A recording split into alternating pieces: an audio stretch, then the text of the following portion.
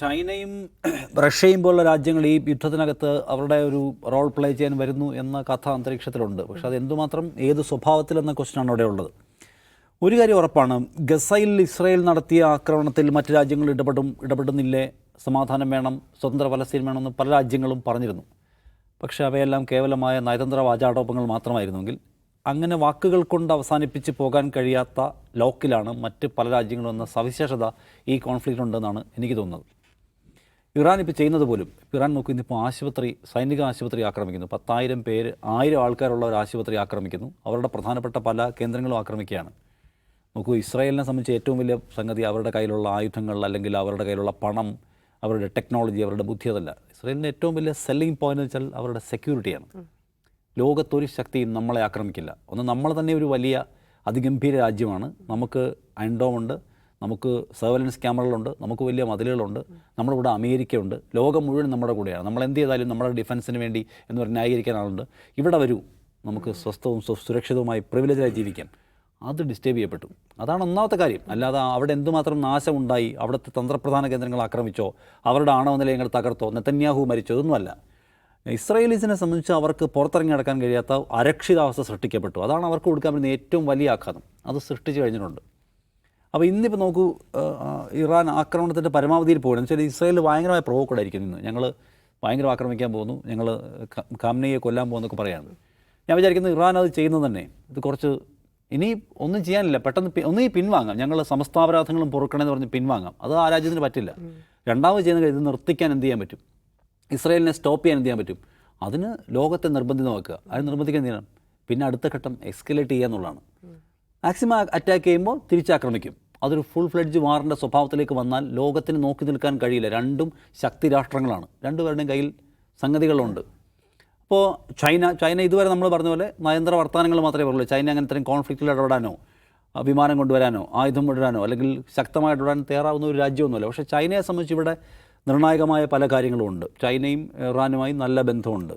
അവിടുന്ന് ചൈന നല്ല തോതിൽ എണ്ണ വാങ്ങിക്കുന്നുണ്ട്.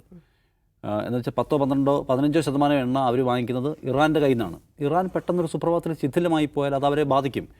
അവർക്ക് കംഫർട്ടബിളായ റേറ്റിൽ എണ്ണ വാങ്ങിക്കുന്ന രാജ്യമാണ് ഇറാൻ. ആ എണ്ണ വെച്ചിട്ടാണ് വ്യാവസായികമായ വളർച്ചയിൽ ചൈന മുന്നോട്ട് പോകുന്നത്. ചൈനയുടെ എപ്പോഴത്തേക്കും കൺസേൺ എന്താണ്? അവരുടെ വ്യാവസായിക വളർച്ചയാണ്, മറ്റു കാര്യങ്ങളല്ല. അപ്പോൾ അതിനെ ബുദ്ധിമുട്ടിക്കുന്ന ഒരു ഘടകം രൂപപ്പെട്ടു വരുന്നു.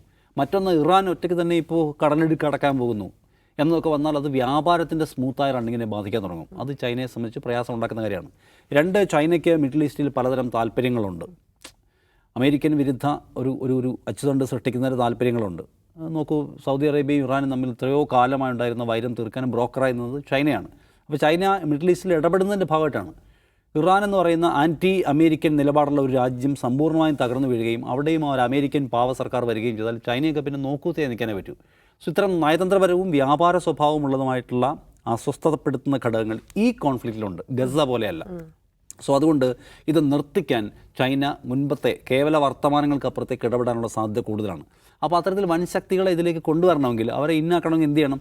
സംഗതി കുറച്ചുകൂടി വലുതാക്കണം. മറ്റേത് ഒരു മിസൈൽ അങ്ങോട്ടിട്ടോ ഒന്ന് തിരിച്ചിട്ടോ എന്നാൽ ആരും അതിനെ കാര്യമാക്കില്ല. പക്ഷെ അപ്പോഴും ചൈന ഇടപെടാൻ വൈമുഖ്യമുള്ള രാജ്യമാണ്. അപ്പോൾ അവരിതിനെ തന്ത്രപരമായി അവസാനിപ്പിക്കാൻ ശ്രമിക്കുക. അതുകൊണ്ട് അതിലത്തെ ഒരു മിലിറ്ററി സ്വഭാവത്തിലുള്ള ഇടപെടലുണ്ടാവും. രണ്ടാമത്തെ റഷ്യയാണ്. റഷ്യയെ സംബന്ധിച്ചും പൊളിറ്റിക്കലി പോലും ഈ പ്രശ്നമുണ്ട്. ഇപ്പോൾ ഇറാൻ എന്ന് പറഞ്ഞാൽ ആൻറ്റി അമേരിക്കൻ അവരുടെ വിങ്ങിൻ്റെ അച്ചുതണ്ടിലെ ഒരു പ്രധാനപ്പെട്ട സഖ്യകക്ഷിയാണ്.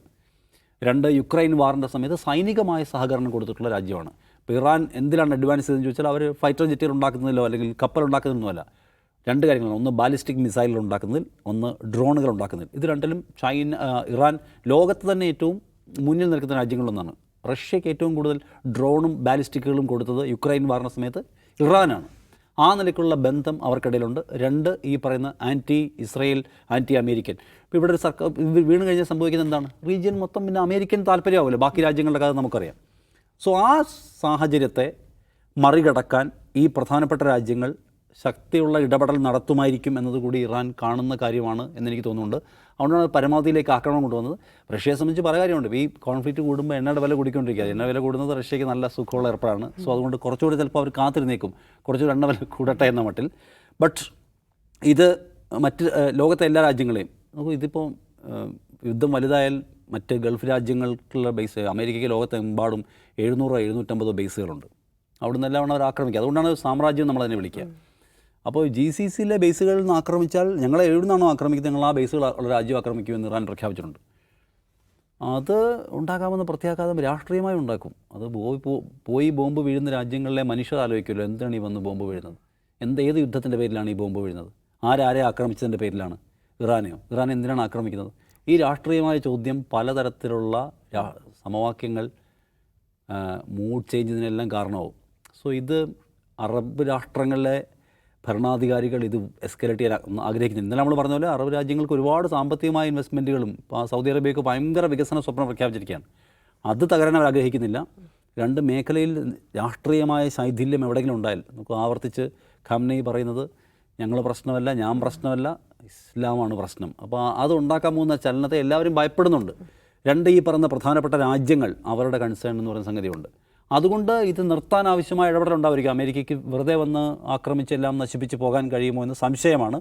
പിന്നെ എന്താ പറയുന്നത്, ചൈനയും റഷ്യയും റഷ്യയെ സംബന്ധിച്ച് അവർ യുക്രൈൻ വാറിനകത്ത് ലോക്ക്ഡൗൺ, അവർക്കൊന്നും ഇങ്ങനെ സൈന്യമായി ഇടാൻ പറ്റുമെന്ന് അറിയില്ല. ബട്ട് പഴയ കഥയല്ല എന്ന് ന്യായമായിട്ടും വിചാരിക്കണം. ഇപ്പോൾ ഇസ്രായേൽ പറയുന്നു ഞങ്ങൾക്ക് മാരകമായി തിരിച്ചടിക്കാനുള്ള അർഹതയുണ്ട്, ഞങ്ങളുടെ ഹോസ്പിറ്റലൊക്കെ ആക്രമിച്ചിരിക്കുന്നു, അത് യുദ്ധ നിയമങ്ങൾക്കെതിരാണ് എന്നൊക്കെയാണ് അവർ പറയുന്നത്. അപ്പോൾ ആണവ കേന്ദ്രങ്ങൾ ആക്രമിക്കുന്നതും യുദ്ധ നിയമങ്ങൾക്കെതിരാണ്. അതായത് ജനീവ കരാറിൻ്റെ വ്യവസ്ഥയിൽ പറഞ്ഞൊരു കാര്യമുണ്ട്, അപകടകരമായ ഊർജ്ജം പ്രസരിപ്പിക്കുന്ന ഏതെങ്കിലും കേന്ദ്രങ്ങൾ ആക്രമിക്കുന്നത് ഗുരുതരമായ കുറ്റമാണ്. ആ വ്യവസ്ഥ പക്ഷേ ഇതിൽ പ്രശ്നമല്ല. അതേ ജനീവ കരാറിൻ്റെ കാര്യം പറഞ്ഞാണ് ഹോസ്പിറ്റൽ ആക്രമിക്കാൻ പാടില്ല. ഹോസ്പിറ്റൽ ആക്രമിക്കാൻ പാടില്ല, വനിതകളെ ആക്രമിക്കാൻ പാടില്ല, ഗർഭിണികളെ ആക്രമിക്കാൻ പാടില്ല, കുട്ടികളെ ആക്രമിക്കാൻ പാടില്ല, വയോജനങ്ങളെ ആക്രമിക്കാൻ പാടില്ല, പരിക്കേറ്റവരെ ആക്രമിക്കാൻ പാടില്ല. ഇതൊക്കെ ഈ കരാറിൽ പറയുന്നുണ്ട്. അതിൽ പക്ഷേ ഒറ്റ ആശുപത്രി ഇപ്പോൾ ഗസയിൽ ബാക്കിയില്ലെന്ന് പറഞ്ഞു. ക്യാൻസർ സെൻ്റർ അടക്കം എല്ലാം ആക്രമിച്ച തകർത്തിട്ടാണ് ഇത് പറയുന്നത് എന്ന കൗതുകമുണ്ട്.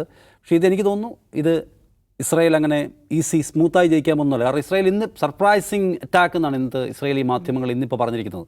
അവർ പ്രതീക്ഷിച്ചിട്ടില്ല ഇത്രയും വലിയൊരു മാരകമായ അറ്റാക്ക് ഉണ്ടാകുമെന്ന്. അപ്പോൾ ഇത് ഇസ്രായേലിനെ വിറപ്പിച്ചിട്ടുണ്ട് എന്ന കാര്യത്തിൽ തർക്കമില്ല. ഇസ്രായേൽ മാത്രമല്ല, ചുറ്റുമുള്ള പല രാജ്യങ്ങളും വിറയ്ക്കും എന്നതുകൊണ്ട് തന്നെ ഇത് നിർത്തിക്കാൻ ലോകം നിർബന്ധിതമാകുന്ന ഒരു സാഹചര്യത്തിലേക്ക് പോകുന്നതാണ് എനിക്ക് തോന്നുന്നത്.